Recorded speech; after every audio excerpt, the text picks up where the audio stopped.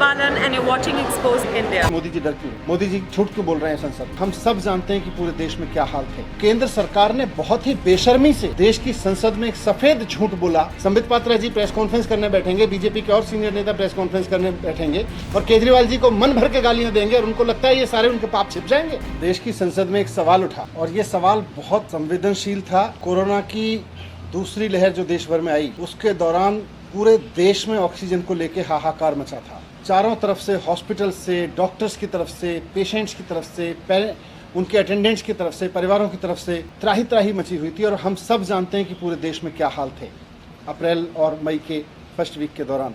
तो ऑक्सीजन का क्राइसिस था देश में और कल जब देश की संसद में सवाल उठा तो केंद्र सरकार ने बहुत ही बेशर्मी से देश की संसद में एक सफेद झूठ बोला कि पूरे देश में ऑक्सीजन से कोई मौत नहीं हुई। केंद्र सरकार को ये सोचना चाहिए अप्रैल के लास्ट वीक में 15 अप्रैल के बाद से 15 अप्रैल से 5 या 10 मई तक के बीच में जो देश में हालात थे उसमें ऑक्सीजन का मिसमैनेजमेंट केंद्र सरकार की ओर से हुआ था और केंद्र सरकार के ऑक्सीजन मिसमैनेजमेंट की वजह से देश में हॉस्पिटल्स में त्राही त्राही मची थी और कोई बड़ी वजह नहीं है कि बहुत सारी जानें उस दौरान ऑक्सीजन की कमी की वजह से पूरे देश में गई थी। दिल्ली में मैं ऑक्सीजन का मैनेजमेंट देख रहा था। मैं जानता हूं कि किस तरह से मेरे व्हाट्सएप मैसेजेस भरे हुए थे हॉस्पिटल के चीफ के, उनके मेडिकल सुपरिटेंडेंट्स के, डॉक्टर्स के, अटेंडेंट्स के, परिवारों के, पेशेंट्स के कि साहब हमारे हॉस्पिटल में ऑक्सीजन नहीं है, हमारा आदमी ऑक्सीजन के बिना मर जाएगा, हमारे को ऑक्सीजन दीजिए, नहीं तो हमारे यहाँ 4 सरकारी अस्पतालों में मैं खुद खड़े होकर ऑक्सीजन डिस्ट्रीब्यूशन देख रहा था। और केंद्र केवल अपनी गलतियों को छिपाने के लिए, केवल इस बात को छिपाने के लिए कि उन्होंने ऑक्सीजन का डिजास्टर खड़ा किया इस देश में, 13 अप्रैल के बाद से केंद्र सरकार ने ऑक्सीजन की डिस्ट्रीब्यूशन की नीतियां बदली और जिसकी वजह से पूरे देश में ऑक्सीजन का डिजास्टर खड़ा हुआ। वो बंद कमरों में बैठ के बनाई गई नीतियां थी जिनकी वजह से पूरा का पूरा ऑक्सीजन डिस्ट्रीब्यूशन सिस्टम चौपट हो गया। ये केंद्र सरकार की जिम्मेदारी थी। केंद्र सरकार को ये जिम्मेदारी अपने सर पे लेनी पड़ेगी और लोग जानते हैं कि केंद्र सरकार ने इसको मैसअप किया था। लेकिन कल जिस बेशर्मी से झूठ बोला केंद्र सरकार ने संसद में, और आज उस बेशर्मी को और अंडरलाइन करने के लिए भारतीय जनता पार्टी के प्रवक्ता और नेता, सीनियर नेता संबित पात्रा जी आए प्रेस कॉन्फ्रेंस करने और जैसी उनकी और उनके बाकी बीजेपी नेताओं की आदत है, जब प्रेस कॉन्फ्रेंस में बैठते हैं तो किसी चीज़ की जिम्मेदारी लेने की वजह से, कहीं ये समझने की वजह से कि गलती कहाँ हुई थी, झगड़ना शुरू कर देते हैं। केजरीवाल जी को गाली देना शुरू कर देंगे, ममता जी को गाली देना शुरू कर देंगे, नॉन बीजेपी स्टेट्स के चीफ मिनिस्टर्स को गाली देना शुरू कर देंगे। उन्होंने वही किया। आज भी प्रेस कॉन्फ्रेंस में आए, जिम्मेदारी नहीं ली। इस देश में कितनी मौतें हुई हैं, उसमें से कितनी ऑक्सीजन की वजह से हुई हैं, इसकी जिम्मेदारी भी तो ले केंद्र सरकार। आखिर उसने मैनेज सो कॉल्ड 13 अप्रैल को जो सो कॉल्ड मैनेजमेंट शुरू किया था ऑक्सीजन का, जिसके बाद सब कुछ मैसअप हो गया था, उसकी जिम्मेदारी भी तो ले कि उस मैसअप की वजह से कितनी मौत हुई थी।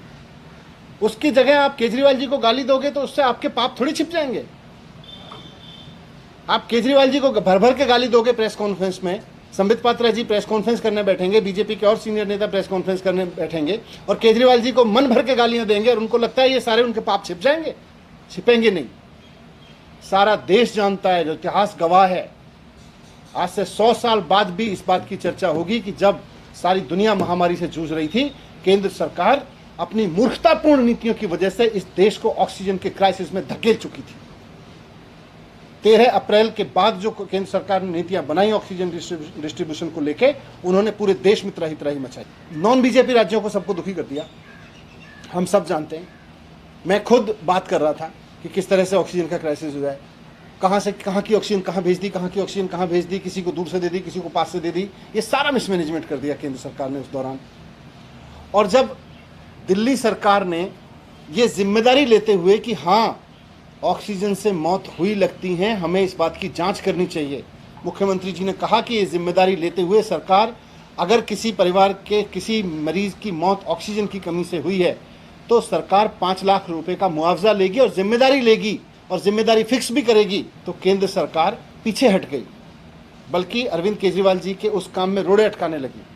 अरविंद केजरीवाल जी ने कहा कि हम एक कमेटी बना रहे हैं जो एक एक मौत की जांच करेगी, ऑक्सीजन की कमी से हो रहे मौत के आरोपों की जांच करेगी और उसके बाद तय करेगी कि कहाँ किसकी गलती की वजह से वहाँ ऑक्सीजन की कमी हुई।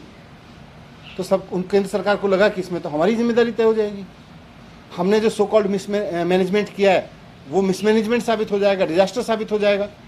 तो केंद्र सरकार ने दिल्ली सरकार द्वारा बनाई गई जो कमेटी थी उसको बनाने नहीं दिया, उन्होंने एलजी से उसको रुकवा दिया। और मैंने इसको प्रेस कॉन्फ्रेंस करके कहा था, अगर हिम्मत है और अगर आप सच पे पर्दा नहीं डालने की कोशिश कर रहे हैं और अगर आप चाहते हैं कि ऑक्सीजन से हुई मौत में सही मायने में जांच हो और जिम्मेदारी तय हो, तो जो कमेटी राज्य सरकार बना रही थी दिल्ली की उसको बनाने दीजिए, हम जांच करवाएंगे।